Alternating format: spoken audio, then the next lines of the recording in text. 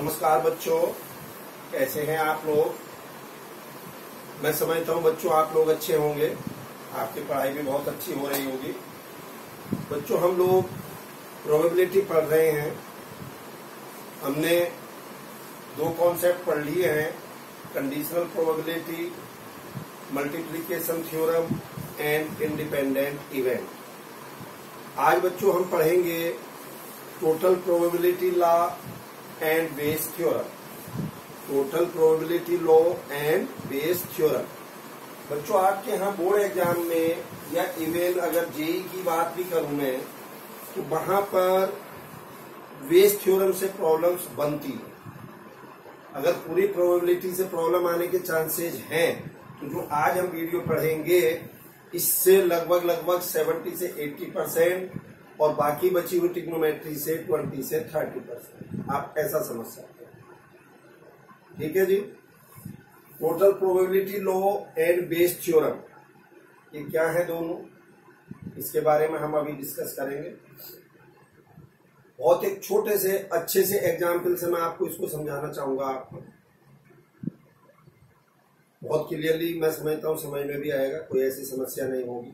पहले आप जरा इसको देख लीजिए। Yes, theorem of total probability.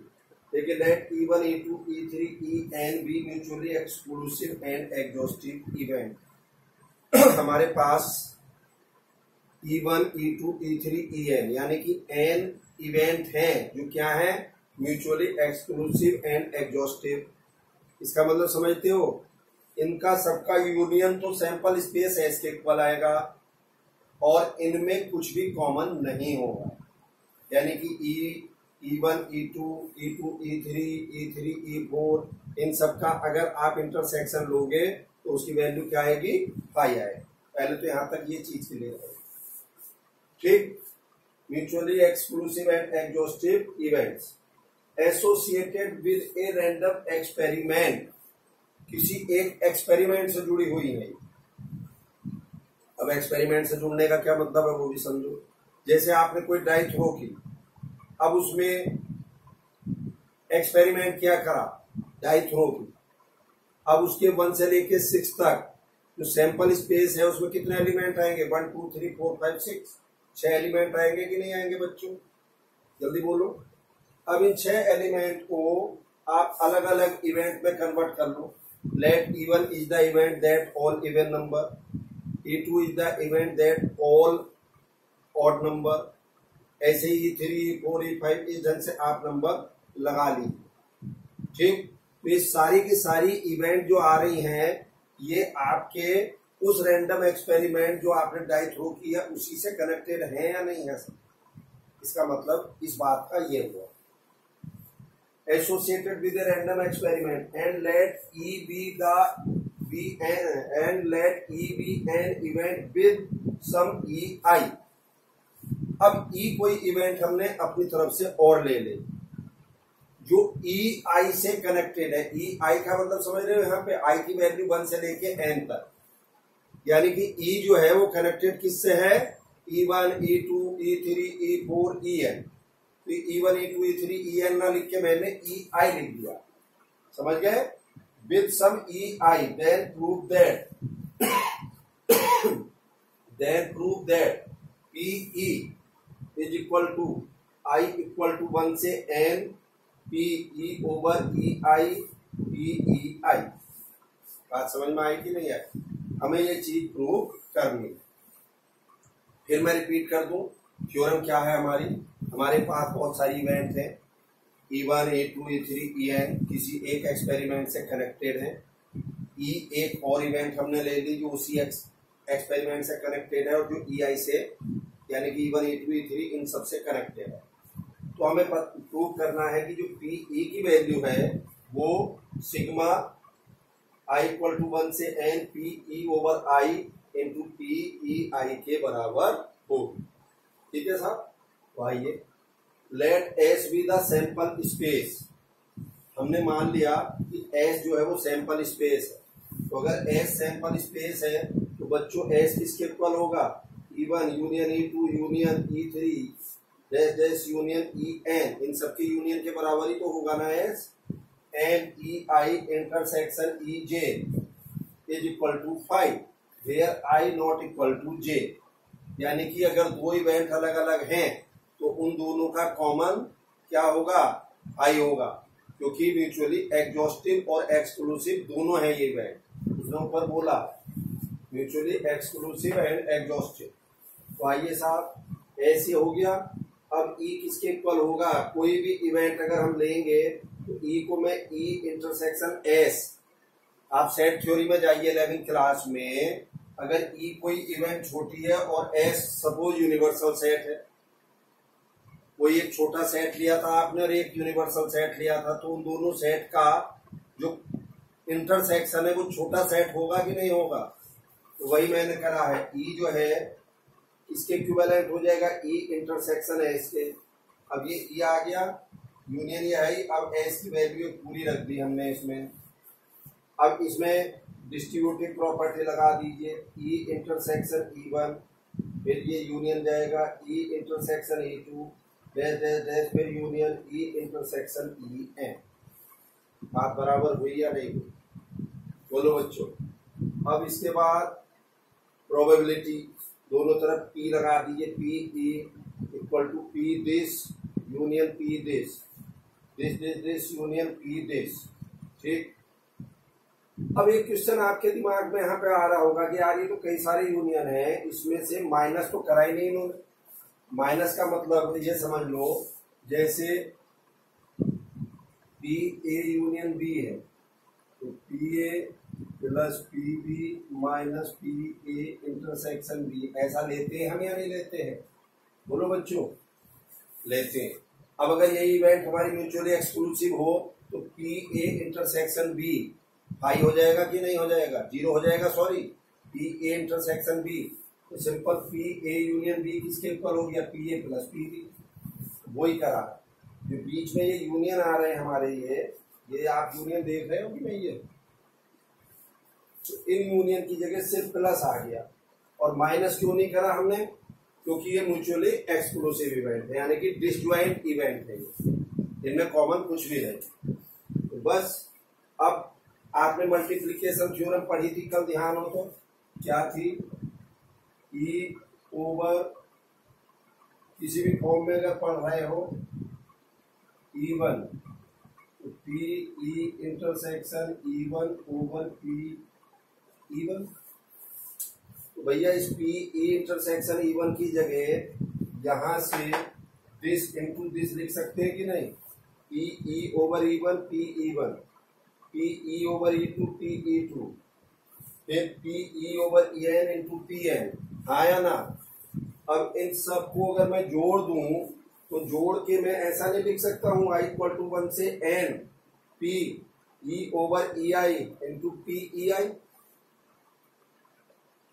जल्दी बोलो, where I equal to 1 to N. भाई सिग्मा का मतलब एडिशन ही तो होता, तो ये बात आपकी प्रूफ हुई या नहीं हुई बच्चों। This is called total probability law, जल्दी बोलो, बात क्लियर है, नोट करिए इसे, समझाऊंगा बहुत क्लियरली। बेस थ्योरम की थ्योरी और देखिए पहले, यस नोट करिए। चलिए साहब देखिए बेस थ्योरम क्या है बच्चों। Bayes theorem, let E1 E2 EN be mutually exclusive event and exhaustive, mutually exclusive and exhaustive event associated with a random experiment, and let E be any event that occurs with EI। Same जो पहले total probability law की में जो theory थी वही same theory है। Then P E I over E equal to P E over E one into P E one, ठीक है बच्चों।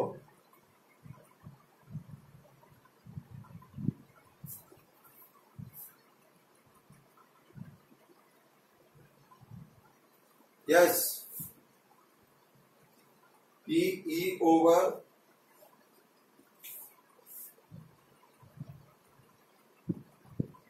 ई I this over sigma I equal to 1 से n P E over E I into P E I. आइए multiplication theorem से हमने पढ़ा था conditional probability से, इससे पहले वीडियो में ई आई ओवर ई, इसके ऊपर लिख लेंगे P E I intersection E over P E. बोलो बच्चों, तो दिस इज इक्वल टू, अब ई आई इंटरसेक्शन ई को क्या लिख सकते हैं हम, ई over E I into P E आई। अरे मल्टीप्लीकेशन थ्योरम ओवर पी ई की जगह अभी इससे पहली वाली टोटल प्रोबेबिलिटी लॉ में हमने पी ई यही तो पढ़ा था, वो मैंने लिख दिया। तो P E I over E equal to P E over E I into P E I over sigma I equal to 1 से n P E over E I into P E I. ये formula हो गया बच्चों इसके लिए, Bayes theorem के लिए। अब आप सोचेंगे कि सर ये ई आई ई एस ये वो, ये हमें नहीं मजा आ रहा है इसमें, बिल्कुल भी हमें नहीं समझ में आ रहा। ठीक, आप बिल्कुल टेंशन मत लो, सिर्फ अगले 5 से 7 मिनट मुझे और दो, और मैं उम्मीद करता हूं आपको सब कुछ समझ में आ जाएगा। केवल आप इसको बस नोट करिएगा जल्दी से।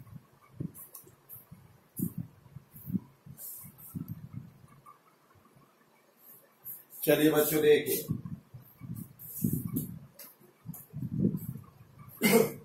ये बच्चों एक एग्जाम्पल है टोटल प्रोबेबिलिटी लॉ का।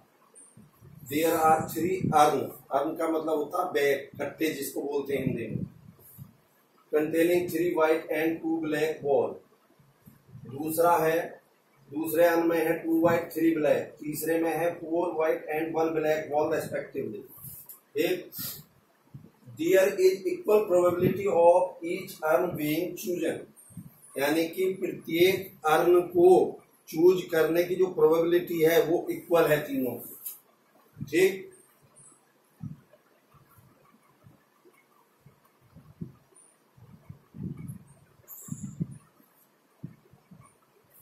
One ball is drawn from an urn chosen at random. अब जो भी आपने अर्न चूज किया था उसमें से आपने एक बॉल ड्रॉ की है, what is the probability that a white ball is draw, that white ball is draw. ठीक, आप बच्चों पहले इसका एक छोटा सा एग्जाम्पल समझो, इन दोनों थ्योरम को अलग अलग समझने के लिए बहुत क्लियर एग्जाम्पल के रूप में मैं आपको समझाना चाहूंगा। आप ऐसा समझ लीजिए, एक इलेक्शन है, उसमें 3 पार्टी हैं, बीजेपी, कांग्रेस, समाजवादी। तीनों पार्टी के कैंडिडेट इलेक्शन के लिए, चुनाव लड़ने के लिए फील्ड में घूम रहे हैं। आप एक कॉलोनी में रहते हैं। अब बीजेपी के कैंडिडेट के जीतने की प्रोबेबिलिटी है, कांग्रेस के जीतने की अलग है, समाजवादी कैंडिडेट की अलग है। अलग अलग प्रोबेबिलिटी है, इक्वल भी हो सकती है उनकी और अलग अलग भी हो सकती है। ठीक, उनकी प्रोबेबिलिटी दी हुई है जो भी। अब बीजेपी वाला कह रहा है कि आप मुझे वोट दो, मैं आपकी सड़क बनवाऊंगा कॉलोनी। कांग्रेस वाला बोल रहा है कि नहीं आप मुझे वोट दो, मैं आपकी सड़क बनवाऊंगा। समाजवादी वाला बोल रहा है कि नहीं मुझे आप वोट दो, मैं आपकी सड़क बनवाऊंगा। ठीक, अब इलेक्शन हो चुका है, आपकी सड़क बन गई, यानी कि आपके सड़क के बनने की प्रोबेबिलिटी क्या है। आपकी सड़क बन चुकी या बन गई, तो वो जो सड़क बनी है उसकी प्रोबेबिलिटी क्या है, this is called total probability law.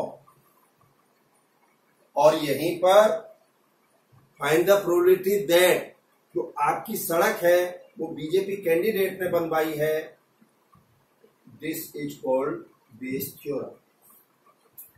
नहीं समझ में आई होगी, फिर रिपीट कर रहा हूं।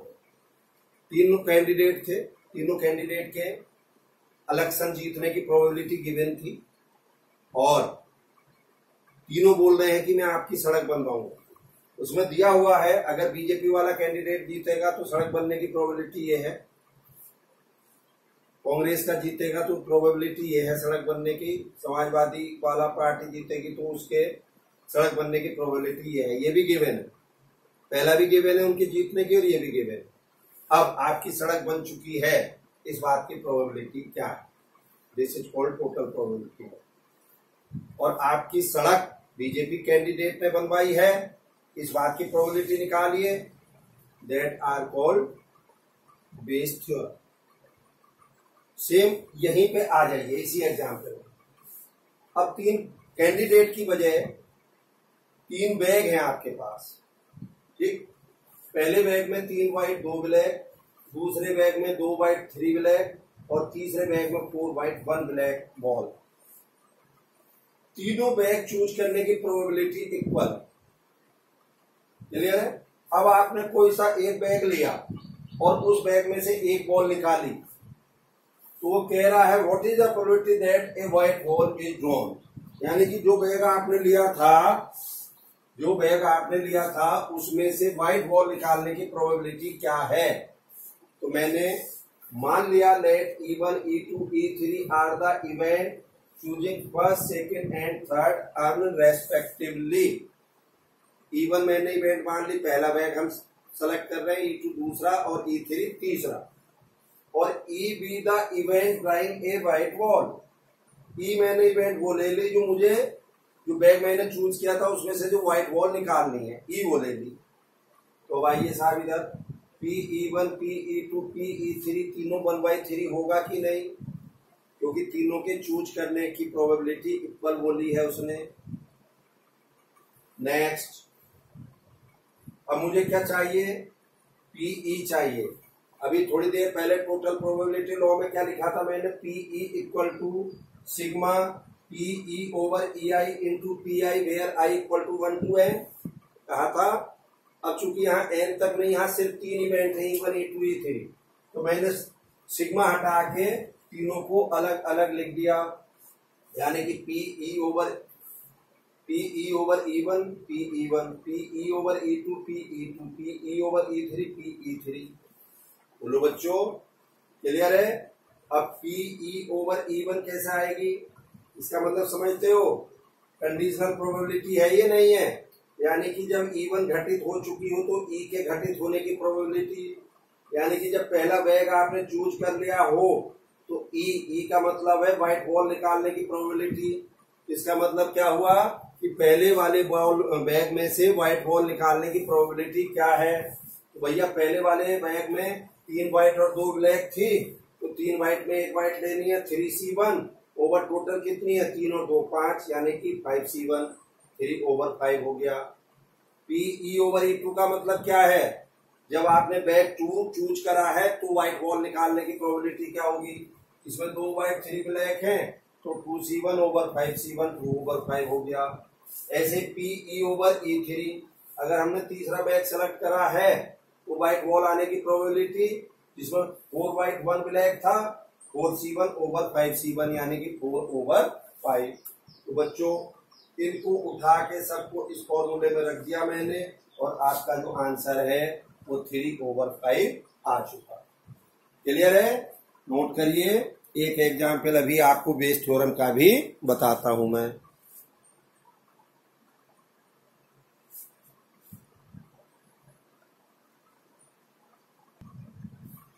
चलिए बच्चों देखिए नेक्स्ट। अब ये एग्जाम्पल मैंने लिखा है आपका किसका बच्चों? बेस थ्योरम का। क्या है? एक फैक्ट्री है 3 मशीन XYZ। एक फैक्ट्री है जिसमें 3 मशीन रखी हुई है जिनका नाम इसने XYZ रखा हुआ है। Machine X produce 1000 volt, machine Y produce 2000 और machine Z produce 3000 volt per day. Volt बनाने की फैक्ट्री है। कोई नट बोल्ट जानते हो ना आप लोग? ठीक। द मशीन अब क्या कह रहा है? The machine X produce 1% effective volt, Y produce 1.5 effective volt and Z produce 2% effective volt. भाई जब मशीन वर्क करेंगी तो ऑब्वियस है कुछ ना कुछ आर्टिकल तो डिफेक्टिव भी हो सकते हैं ना। 100% करेक्ट तो कोई चीज नहीं हो सकती। ठीक। तो उसने उनका चांसेस बता दिए कि मशीन XYZ कितने कितने % इफेक्टिव वोल्ट बना रही है एक दिन में। ठीक है साहब। Eight the end of the day A volt is drawn at random, यानी कि जब शाम हो गई, फैक्ट्री बंद करने का समय आया, तो आपने एक बोल्ट उठाया, यानी कि जो तीनों मशीनों ने जितने भी बोल्ट बनाए थे वो सारे के सारे बोल्ट आपने एक जगह मिला दिए। अब आपने उसमें से एक बोल्ट उठाया। At the end of the day a bolt is known at random and it is found to be defective, और अनफॉर्चुनेट वो डिफेक्टिव निकल गया। यानी कि जो आपने बोल्ट उठाया था वो कैसा हो गया, बोलो, defective. What is the probability that this defective bolt has been produced by the machine X? कोई आ गया कि नहीं कि सड़क तो आपकी कॉलोनी की बनी, लेकिन इस बात की प्रोबेबिलिटी बताइए कि ये बीजेपी के कैंडिडेट ने बनाई है।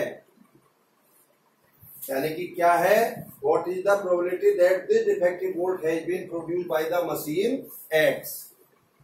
बात समझ में आ रही है नहीं आ रही है? फिर दोबारा से समझा दूं।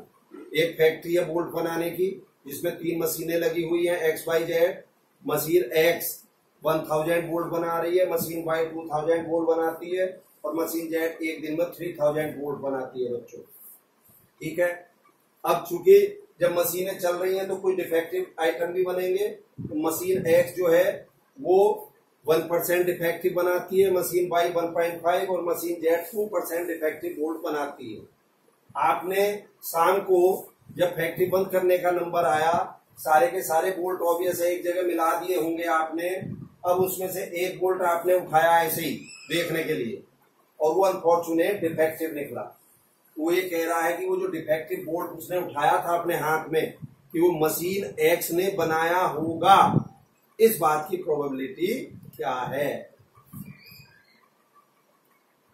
बात समझ में आई या नहीं आई?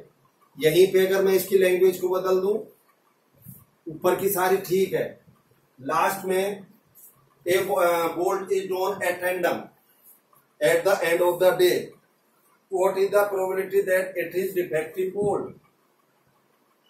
What is the probability that it is defective bolt? तो भैया अब वो डिफेक्टिव बोल्ट कब होगा? यानी कि defective when machine X produce, या defective when machine Y produce, या defective when machine Z produce. तो तीनों जुड़ जाएंगे कि नहीं? बोलो।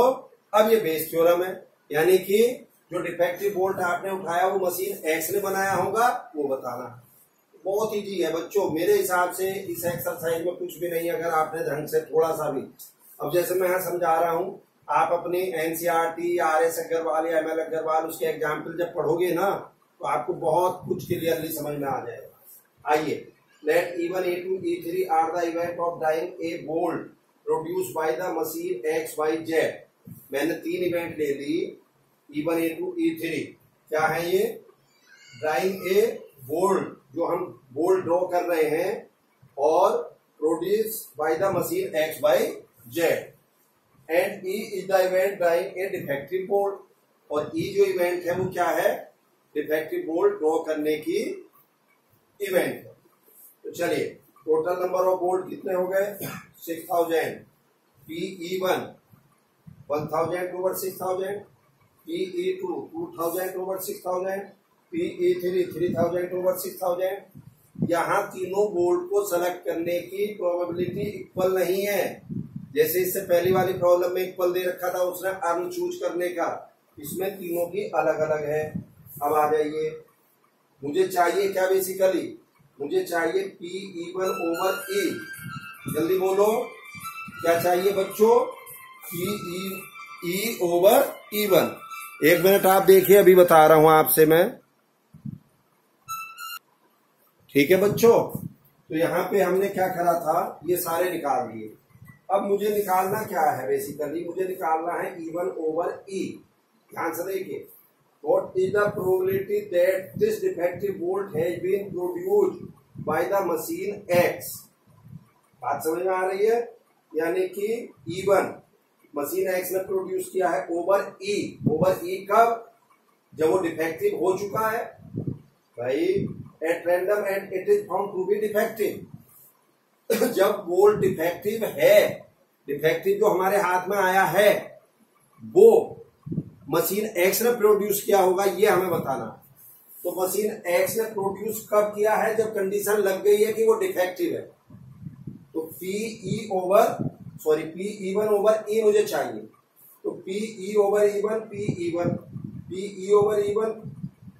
One plus P over E P over ई three into P. Bayes theorem का फॉर्मूला बताया था मैंने। नीचे सिग्मा लगाते हैं हम, आई इक्वल टू 1 से n, यहाँ 3 इवेंट हैं तो E3 तक चला गया। ऊपर मैंने लिखा था पी ओवर ई आई बताया था। यहाँ पे ई का मतलब ये है कि यहाँ पर कौन सी इवेंट ले रहे हो। अगर यहाँ पे P ओवर ई लिया है तो ये E ओवर ई बनाएगा। अगर यहाँ P ओवर ई लेते आप तो यहाँ E ओवर E3 P होता, बट नीचे वाले में कोई भी चेंज नहीं आएगा। यानी कि ऊपर का EI वही रहना है, ये वाला जो है जो इसमें ऊपर का होता है। क्लियर है? तो बस अब आइए वापस, ये फॉर्मूला मुझे चाहिए। तो अब आइए P ओवर E1, भाई ये मुझे चाहिए ना। E over E1, E over E2, E over E3 कहाँ से आएगा? तो P ओवर E1 का पहले तो मतलब समझो क्या है। मतलब ये है E1 क्या है? मशीन एक्स ने बोल्ट प्रोड्यूस किया। E क्या है? डिफेक्टिव। तो probability drawing a defective bolt given that it is produced by the machine x. इसका ये मतलब हुआ या नहीं हुआ? E ओवर E1 का, यानी कि drawing a defective bolt when it is produced by machine x, तो वो दे रखा है 1%। ऐसे P over E2 drawing a defective bolt when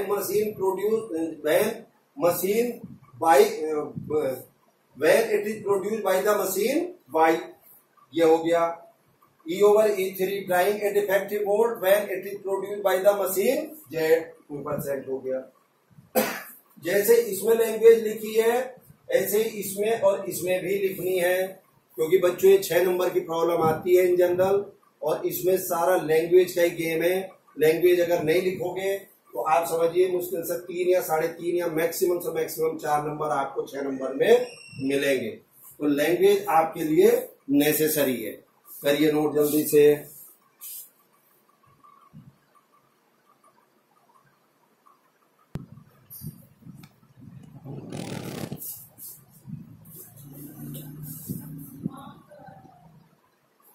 चलिए बच्चों देखिए नेक्स्ट प्रॉब्लम, ये एनसीईआरटी की है, 13.3 एक्सरसाइज है बच्चों।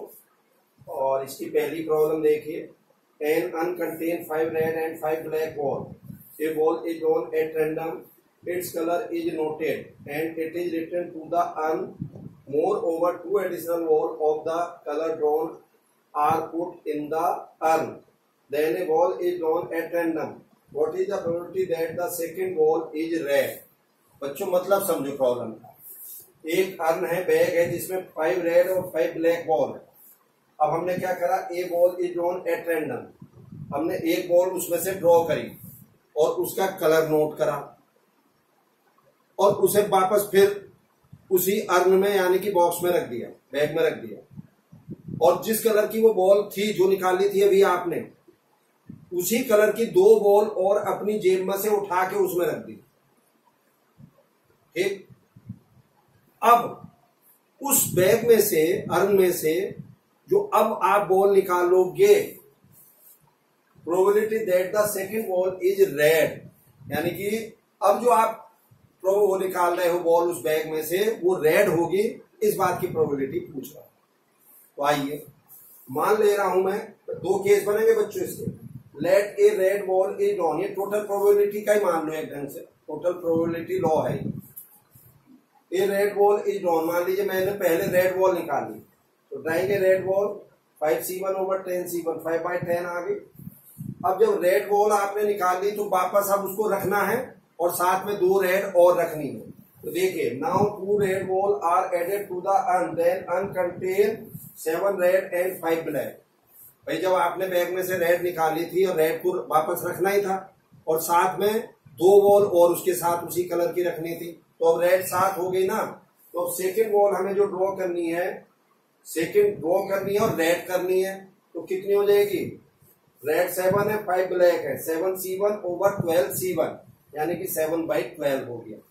या और दूसरा केस हमने मान लीजिए ब्लैक बॉल ड्रॉ की है बैक से, तो ड्राएंगे ब्लैक बॉल कितना हो गया 5c1 over 10c1, again 5 black है 5/10.